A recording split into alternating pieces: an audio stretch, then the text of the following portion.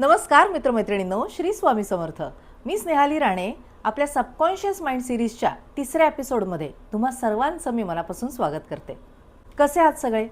जर मी तुम्हाला म्हटलं तुम्ही आज जे काही आहात किंवा तुमच्या आयुष्यात आज जे काही चाललंय ते फक्त आणि फक्त कळत नकळत चालणाऱ्या तुमच्या मनातल्या विचारांच्या सवयींनीच, तर जसं की जर मी सांगितलं ही आकाशात उडणारी विमानं, एरोप्लेन्स, इंटरनेट, AI, मोबाईल किंवा आज जग बदलणारे प्रत्येक शोध, हे सर्व एकेकाळी तुमच्या माझ्यासारख्या सर्वसामान्य माणसाच्या मनात आलेली फक्त एक स्ट्रॉंग कल्पनाच होती, एक इमॅजिनेशन होतं. तर मग मला आज तुम्हाला असं विचारायचं आहे की तुमच्या मनात काय चाललंय? तुमचं मन आज कोणती कल्पना करतंय? सुंदर भवितव्य की प्रत्येक गोष्टीत येणारे आधीच मनात रचून ठेवलेले ऑब्स्टॅकल्स, अडथळे, लिमिट्स? आज आपण जाणून घेणार आहोत सबकॉन्शियस माइंडची शक्ती, ताकद, जी सायन्स अजूनही अभ्यासत आहे आणि ज्याबद्दल अनेक आध्यात्मिक परंपरांमध्ये हजारो वर्षापासून बोललं जात आहे. सर्वप्रथम आपण सायन्सचं ऐकूया. विज्ञान काय सांगतं? आपला मेंदू म्हणजेच मानवी मेंदू हा जन्माला आल्यापासून नवीन नवीन गोष्टी जाणून घेऊन त्याबद्दल माहिती गोळा करून भरपूर सारी इन्फॉर्मेशन सतत गोळा करत असतो. पण प्रत्येक गोष्टीकडे तो सारखं लक्ष देऊनच असतो असं नाही. त्यासाठी मेंदूमध्ये अनेक लाखो पेशी त्या विचारांना फिल्टर करण्याच्या सिस्टीमचा एक भाग असतात. जेव्हा त्यातली एखादी गोष्ट तुम्हाला महत्त्वाची वाटते तेव्हा तिच्याशी संबंधित वस्तू किंवा गोष्टी तुम्हाला आजूबाजूला जास्त दिसू लागतात. म्हणजेच त्या विचारातली एखादी महत्त्वाची गोष्ट तुम्हाला जी वाटते ती जर सतत मेंदूमध्ये हायलाईट म्हणजेच डार्क होत असेल तर तो तिला जास्त प्रायोरिटी द्यायला लागतो, म्हणजेच महत्त्व. Just like algorithm. उदाहरणार्थ घ्या ना, तुम्हाला एखादं घर घ्यायचं आहे, प्रॉपर्टी घ्यायची आहे. तुम्ही बाहेर गेल्यावरती जिकडे तिकडे रस्त्यावरती कोइन्सिडेंटली तुम्हाला नवनवीन प्रोजेक्ट्सचे बॅनर दिसू लागतात. एखादा प्रॉपर्टी एजंट भेटतो, तो नवीन प्रॉपर्टीबद्दल तुमच्याशी डिस्कस करतो.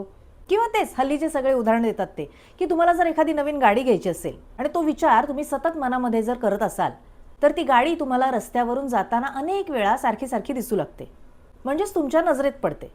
आणि मग ती गाडी खरंच खूप सेल आउट पण झाली आहे का, मार्केटमध्ये सगळ्यांनीच खूप घेतली आहे का, असा त्याचा अर्थ लावून तो मनाला पटवून देऊन तुम्ही ती गाडी घेण्याच्या जास्तीत जास्त मागे लागता.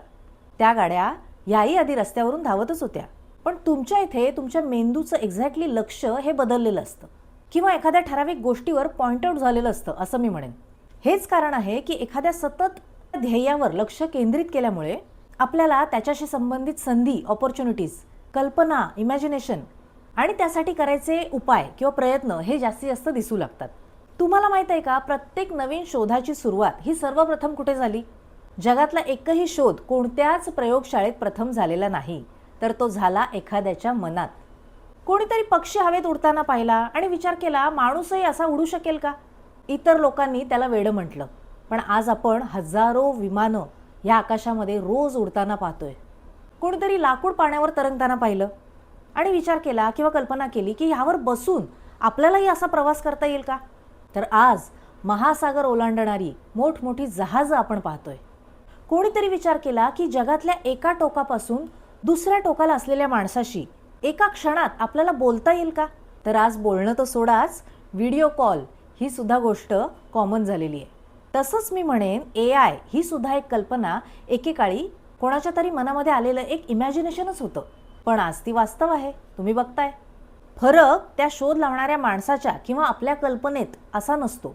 जगात आज लाखो लोक नवनवीन विचार मनामध्ये संकल्पना करतच असतात, पण त्यातले काहीच लोक त्या कल्पनांवरती ठाम राहतात, टिकून राहतात. त्या प्रत्येक महान शोधामागे एक महान मन होतं आणि त्याहून महत्त्वाचं म्हणजे महान चिकाटी होती. त्या प्रत्येकानंच पहिल्यांदा कल्पनाच केली, विचारच केला, पण विश्वास ठेवला, त्यावर प्रयोग केला, म्हणजेच ॲक्शन घेतली. आणि पहिल्यांदाच काय, काहींना अनेकदा अपयश सुद्धा आलं, पण पुन्हा प्रयत्न करून चिकाटी ठेवली आणि मग शेवटी यशच मिळालं. आता हीच गोष्ट आपण आध्यात्मिक दृष्ट्या बघूया. माझा तुम्हाला एक प्रश्न आहे की हे विचार नेमके येतात कुठून? आपल्या मेंदूतून, मनातून, अंतर्मनातून? अशी अनेक उत्तरं तुमच्या मनात येऊन गेली असतील.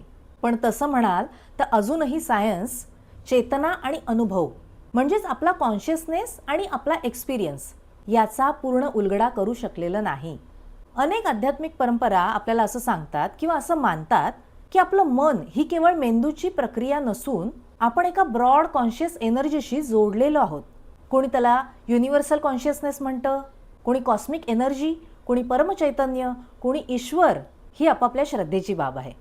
पण एक गोष्ट निश्चित आहे की आपलं मन जेव्हा शांत असतं तेव्हा अनेकांना नवे विचार, सर्जनशील कल्पना म्हणजेच युनिक आयडियाज आणि आपलं जीवन बदलणारे वेगळे निर्णय हे स्पष्टपणे सुचतात. पण आता ही कल्पना किंवा विचार यायला आपल्या मनाला आदेश कोण देतं? तर मला एक सांगा, तुम्ही स्वतःशी दररोज कसं बोलता? मी काही करूच शकत नाही आयुष्यात, माझं नशीबच खराब आहे, हे काय मला जमणार नाही. ही वाक्य जर मनात घोळून वारंवार जर ती तुम्ही रिपीट करत असाल तर ती तुमच्या वागण्यात हळूहळू उतरू लागतात. या उलट जर मी सगळं करून दाखवीन माझ्या आयुष्यात, मला सगळं काही शक्य आहे, मला माझ्यावर विश्वास आहे, नशिबाचं मला माहीत नाही पण मी हे अचीव करून दाखवणारच, अशा वाक्यांच्या विचारांमुळे तुमचं लक्ष, तुमची कृती आणि तुमच्या सवयी या हळूहळू बदलू लागतात. लक्षात ठेवा, fake it until you make it or you become it. जर मनाला सतत एखादी गोष्ट वारंवार सांगूनच जर सगळं घडणार असेल तर का नाही त्याला सतत पॉझिटिव्ह होण्याचे स्वप्न आपण दाखवायचे? स्वप्न ही बघितल्याशिवाय पूर्ण होत नाहीत. कुठल्याही गोष्टीची कल्पना किंवा इच्छा ही सर्वप्रथम तुमच्या मनात यावी लागते किंवा असावी लागते. त्या मनाला ना खरं म्हणाल तर चांगलं वाईट असं काहीच कळत नाही. तुम्ही ज्या गोष्टीवर जास्त फोकस करता तीच गोष्ट प्रायोरिटी बेसिसवर घेऊन त्याला ती कंप्लीट करावीशी वाटते. सो सर्वप्रथम तुमचे विचार बदला. ॲक्च्युली विचारच हे फक्त काही पुरेसे नाहीत, पण विचारच तर तुमच्या कृतींची दिशा ठरवतात. आज बघा, AI जगामध्ये खूप वेगाने पुढे चाललेला आहे, पण त्या AIला जन्म दिला कोणी? तर मानवी कल्पनाशक्तीनेच. एखाद्या माणसाच्या मनाने कल्पना केली होती की हे शक्य आहे, असा ठाम विश्वास ठेवला होता त्या गोष्टीवर. म्हणूनच टेक्नॉलॉजी कितीही मोठी झाली तरी मानवी चेतना, मानवी कल्पनाशक्ती आणि ती निर्माण करण्याची क्षमता, कॅपॅबिलिटी याची किंमत कधीच कमी होणार नाही. कारण तोच तर तिचा खरा मूळ पाया किंवा बेस आहे. आपण फक्त टचअप किंवा लास्ट फिनिशिंग झालेल्या त्या सुंदर प्रोडक्टची किंमत करतो, पण त्याच्यासाठी लागणारं जे रॉ मटेरियल आहे त्याच्याकडे लक्ष देऊन कधीच त्याची व्हॅल्यू आपण करत नाही किंवा ते जपण्याचा आपण प्रयत्न करत नाही. आपल्या अंतर्मनाला सुद्धा शांत, उत्साही, मजबूत, समाधानी आणि एनर्जेटिक ठेवण्यासाठी त्याचाही मेडिटेशन थ्रू एक प्रकारे व्यायाम करणं खूप गरजेचं असतं. तुम्ही सुद्धा रोज रात्री झोपण्यापूर्वी दिवसभराच्या या धावपळीतून शांत झाल्यावर रिलॅक्स होताना स्वतःला एक प्रश्न विचारा. मी माझ्या मनात नेमके कोणत्या प्रकारचे विचार पेरतो आहे? भविष्याची, पैशाची भीती, टेन्शन्स, की त्यासाठी लागणाऱ्या ऑपॉर्च्युनिटीज, संधी किंवा प्रयत्न या संबंधीचे विचार? कारण तुमच्या आयुष्यात घडणाऱ्या प्रत्येक गोष्टीमागचं वास्तव हे एकेकाळी तुमच्या मनात जन्मलेलं एक स्वप्नच होतं, इमॅजिनेशनच होतं. कदाचित आज तुमच्या मनात जी कल्पना आहे ती उद्या तुमच्यासाठी किंवा संपूर्ण जगासाठी सुद्धा तुमचं नवं वास्तव बनू शकतं. म्हणूनच तुमच्या सबकॉन्शियस माइंडला कमी लेखू नका, दुर्लक्षित करू नका. त्याला योग्य विचार द्या, योग्य भावना द्या, योग्य कृतींची साथ द्या आणि या सर्व प्रोसेसनंतर स्वतःवरती सुद्धा संयम ठेवा. कारण कोणतीही गोष्ट घडण्याआधी तिची वाइब्स किंवा फ्रिक्वेन्सी मॅच होण्यासाठी थोडासा वेळ लागतो आणि अशक्य गोष्टींचा जन्म हा नेहमी एका विश्वासातूनच होतो. तुमचं काय मत आहे यावर मला कमेंटमध्ये नक्की सांगा. आणि जर हा व्हिडिओ आवडला असेल तर नेहमीप्रमाणे लाईक, शेअर करा. चॅनलवर नवीन असाल तर नक्की सबस्क्राईब करा. भेटूया अशाच पुढच्या नव्या व्हिडिओमध्ये नवीन विचारांसह. तोपर्यंत बाय बाय.